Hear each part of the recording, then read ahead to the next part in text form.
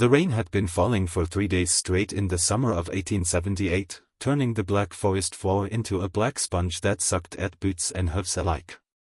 Mist rose from the valleys like smoke from dying campfires, and the ancient firs stood silent witnesses to everything that happened beneath their branches. This wasn't the open range west Jake Reinhardt had known, no endless horizons, no big sky to ride under. Here the world pressed close, dark and damp and full of secrets. Jake Reinhardt, Jake to the few who bothered asking, had crossed an ocean to escape the kind of men who wore badges while they stole. He'd buried his brother in a shallow grave outside Cheyenne, paid in blood for the privilege, then kept moving until salt water lapped at his boots in Hamburg. Europe was supposed to be different. Zivilized. Instead he found the same greed dressed in better coats and speaking with sharper accents. He rode into the outskirts of Freiburg on a grey mare named Ash, her coat mottled like old storm clouds. The horse had cost him a bent knife and a broken nose in a Basel back alley brawl. She was ugly, mean, and loyal, qualities Jake respected in anything that carried him. His saddlebags held little: spare shirt, coffee tin, a pouch of .45 cartridges, and the Colt peacemaker that had followed him across 2 continents. Everything else he'd lost or left behind. Freiburg smelt of wet pine, baking bread, and fear. The timber boom had turned sleepy alleys into money rivers. Sawmills screamed day and night down by the Dreisam River. Log drives choked the waterways. And ruling it all was Heinrich von Falke, a baron whose family had owned half these woods since the 30 Years' War. Now he wanted it all. The lust-free woodlets, small patches held by stubborn farmers, stood between him and a monopoly that would make him richer than God and twice as cruel. Jake tied Ash outside the Hirsch Tavern as evening settled like wet wool over the town. Inside, lamplight flickered on scarred tables. A one-armed piano player banged out a melancholy polka. Conversations hushed when the tall stranger entered, long duster coat still dripping, head low, scar pulling the left side of his mouth into a permanent half-sneer. He ordered a dark beer and leaned on the bar. Otto, the barkeep, had arms like hams and eyes that missed nothing. "Looking for work?" Otto asked, sliding the mug. "Something that pays better than starving." "Timber's the only game here. Falk owns the contracts, the crews, the law. You ride for him or against him. Middle ground gets you a shallow hole." Jake drank slow. "I don't much care for owners." Otto chuckled, low and tired. "Then we'll fit right in with the ones who are left. But they don't pay in coin, they pay in graves." Jake finished the beer and paid with a silver thaler. He slept that night in the stable loft, listening to rain drum on shingles and ash chew hay. Dawn brought a scream that cut through the grey light like a knife. He dropped from the loft, boots hitting wet straw, Colt already in hand. Outside, in the narrow alley behind the tavern, a girl ran barefoot through mud. 17, maybe 18. Nightgown torn at the shoulder, blood trickling from a split lip. 3 men followed, laughing. Black armbands. Silver hawks. Falkes enforcers. The leader, broad shoulders, blond beard, Colt a bullwhip. "Come now, little bird. Baron wants a word." Jake stepped into the open, rain dripping from his hat brim. "Morning's no time for bothering women," he said quietly. The blonde turned, sizing him up. "Who the hell are you? Some Yankee drifter? Namens Jake. And I'm asking you polite. Walk away." Laughter. Then the whip cracked toward the girl.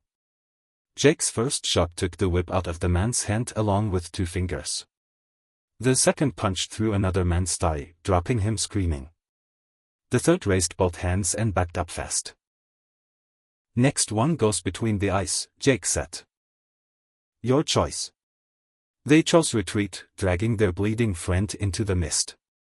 The girl sank to her knees in the mud, shaking. Jake holstered the Colt and offered a hand. She took it after a moment. "Lena," she whispered. "Lena Huber." Your pa? She nodded, tears mixing with rain. They came last night. Said the land was Falke's now. Papa refused. They hanged him from the barn beam. Left him swinging like a broken doll. Then they came back for me. Jake's jaw tightened. You got anyone else? My brother Elias. 14. He ran into the high woods when the shooting started. He's got Papa's old rifle. Swears he'll kill Falke himself. Her voice broke. He'll die trying. Not tonight he won't. She looked up at him, then really looked. Searching for lies and finding none. They left Freiburg before the church bells rang noon. Lena rode behind on a sturdy mule borrowed from a sympathetic stable boy who hated Falke more than he feared him. Jack on Ash. The forest closed around them like a green cathedral. Trails narrowed to deer paths. Sunlight came in thin spears through the canopy. Every sound echoed, distant explosions, raven calls, the creak of branches in wind. They climbed all afternoon. By dusk they reached a hunter's blind perched on a ridge above the Gutachgorge. Elias was there, crouched behind logs, Jaeger rifle leveled. Drop it, boy, Jake said in rough German. Yours is das with me. The rifle barrel trembled, then lowered. Elias stood skinny, hollow-cheeked, eyes fever-bright with grief and fury. Who are you? Man who killed 3 of the bastards who murdered your father. Namens Jake. Elias spat. 1 man? Falke has 40 now. Camped at the old Cistercian abbey up the valley. Stone walls. Sentries. Machine guns almost. Not machine guns, Jake corrected. Mausers. Good rifles. Bad men behind them. Lena stepped forward. He saved me, Elias. He didst have to. The boy looked between them, then at the darkening sky. I was going tomorrow. Walk straight in and put a bullet in Falke's face. You'd be dead in 10 steps. I know, Elias said simply. But someone has to. Jake studied the boy a long moment. Then let's make sure it counts. They camped under an overhanging rock shelf. Fire small, smoke diffused through wet branches. Elias talked, halting at first, then faster. How Falke's men had burned barns, poisoned wells, beaten old men until they signed quitclaims. How the Freiburg Magistrate drank Falke's wine and looked the other way. How the smallholders were down to 7 families now, clinging to slivers of land their grandfathers had cleared with axes and prayers. Jake listened while he cleaned the Colt, oiled the action, checked each cartridge.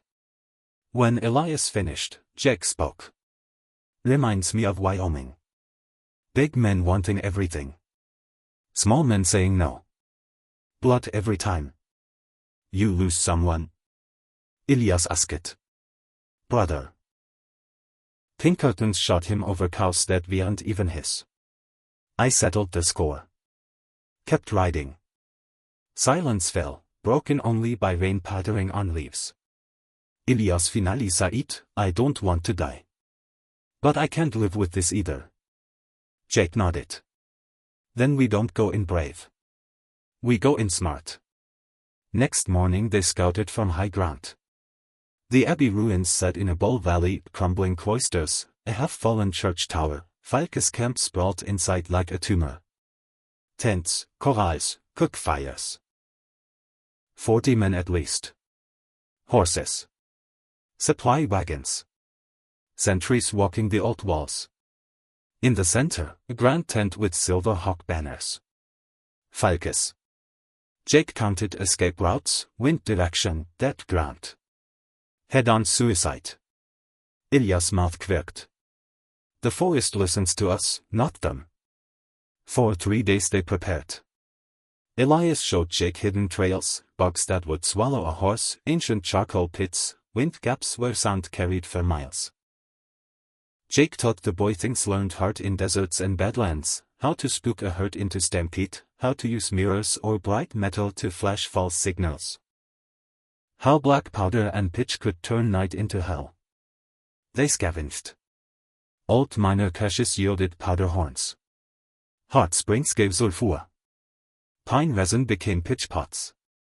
They rigged trip wires with bells stolen from a shepherd's flock, set deadfalls on main trails, soaked rags in lamp oil. On the fourth night, moonless, wind rising, they moved. Elias started the first fires on the western ridge. Small, smokeless at first. Then he fed them pitch and green boughs until orange tongues licked the sky. Wind pushed smoke down into the valley like a black avalanche. Inside the camp, men woke coughing. Rifles were grabbed. Orders shouted. From the east tree, Jake began shooting. Not to kill, yet. Legs, shoulders, horses. Panic spread faster than bullets.